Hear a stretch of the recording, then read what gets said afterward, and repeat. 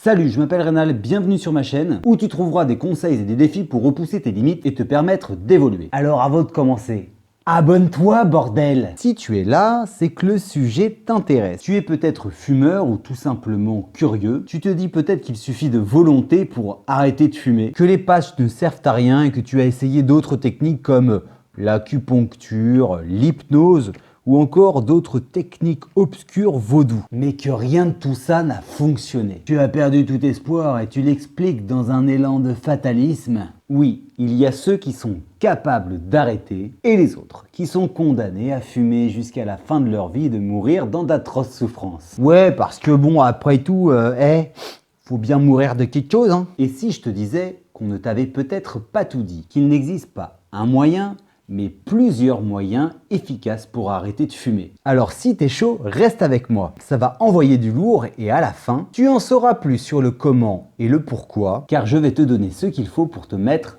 sur le bon chemin.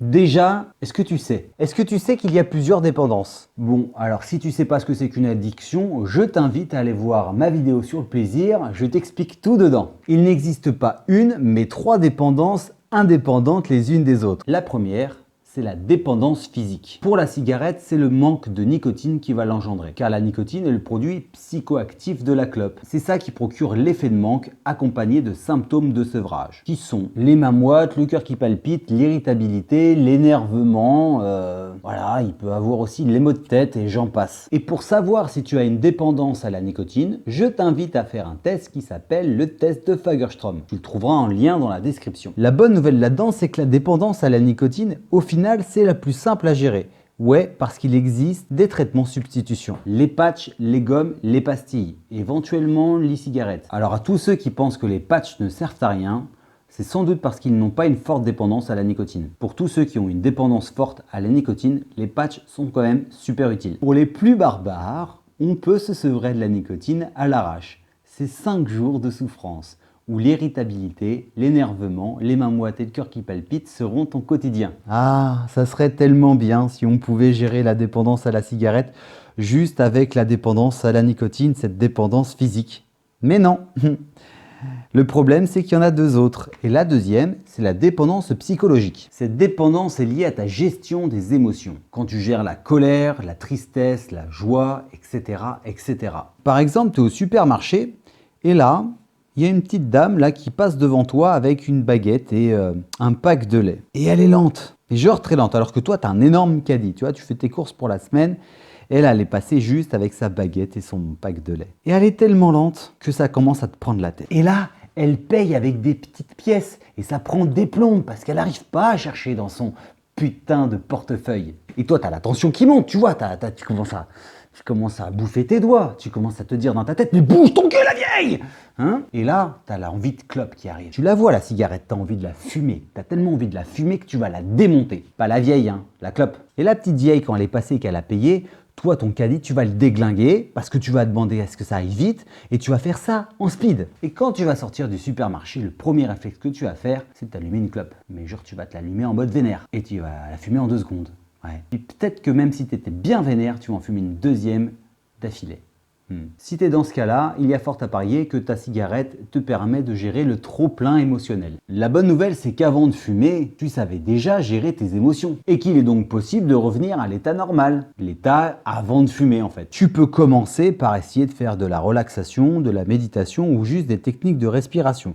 À ce sujet, je te laisse en description une application gratuite qui va te permettre de gérer au mieux la respiration pour te calmer, pour te dynamiser ou même pour t'endormir. Vachement pratique, je l'utilise depuis quelques temps et franchement, c'est vraiment de la balle. Maintenant, on va passer à la 3e dépendance, ce qu'on appelle la dépendance comportementale. C'est toutes les cigarettes qui sont liées à tes habitudes de fumeur. Concrètement, la cigarette que tu fumes juste après le repas, la cigarette que tu vas fumer avec ton café, la cigarette que tu vas fumer à ta pause ou quand tu rentres dans ta voiture, toutes ces cigarettes qui sont devenues des espèces d'habitudes, des espèces de rituels, même des espèces de réflexes. Ça peut même être des cigarettes qui sont juste là parce que tu as besoin d'une contenance dans tes doigts, jouer avec un briquet ou encore ressentir la fumée dans ta bouche. Et pour pallier à cela, il te faut créer de nouvelles habitudes. Et ça peut être long. La base de la base, c'est que ton intérêt à changer soit supérieur à celui de tes anciennes habitudes de fumeur. Ce qu'il faut savoir, c'est que ces 3 dépendances sont toujours présentes et ça, quel que soit le produit. Et varient d'intensité en fonction des individus. Et maintenant, je vais vous dire quelle est la meilleure façon pour arrêter de fumer. C'est de se faire accompagner par un professionnel. En lien dans la description, tu trouveras tous les détails qui te permettront de te faire accompagner par quelqu'un qui sait ce qu'il fait. Par contre, si tu veux tenter l'expérience d'arrêter ou de diminuer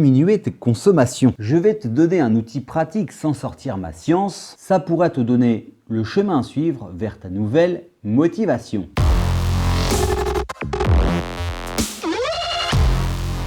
Alors qu'on soit bien clair, cet outil ne va pas te permettre d'arrêter de fumer. C'est le début du commencement. Ça va te permettre de prendre un peu de recul sur tes consommations. Et pour ça, je t'invite à sortir tes 2 meilleurs amis. Tu te souviens, le crayon et le carnet, ou une feuille de papier. Mais c'est investi dans un carnet, c'est quand même le meilleur investissement que tu puisses faire dans ta vie. Ce que tu vas faire, c'est que tu vas lister l'intégralité de tes clopes que tu fumes dans la journée. Et tu vas noter l'heure, le lieu, le contexte, l'émotion ressentie et enfin, si c'était un besoin ou simplement une envie. Concrètement, 8 h du matin, lieu, c'est ma chambre, contexte, c'est le réveil, l'émotion ressentie, il n'y en a pas et besoin ou l'envie, c'était un putain de besoin, quoi. Voilà, fallait que je fume ma cigarette au réveil, je l'avais dans la tête dès que je me suis levé. Ce journal de bord va te permettre de faire un pas de côté et tu vas devenir observateur de ta propre consommation. Et cela est le premier pas vers ton processus de changement. Si tu veux en savoir plus sur les addictions, je t'invite à aller voir les sites que j'ai mis en lien dans la description. Tu peux aussi poser tes questions en commentaire, je me ferai un plaisir d'y répondre. Si la vidéo t'a plu, tu commentes, tu likes, tu partages et tu t'abonnes. Allez, je te laisse avec ça. Nous, on se revoit bientôt quelque part. Et surtout, n'oublie pas, au début, c'est un plaisir. Et puis, on croit tous qu'on gère. Avant de comprendre et de ressentir qu'au final, c'est le produit qui gère.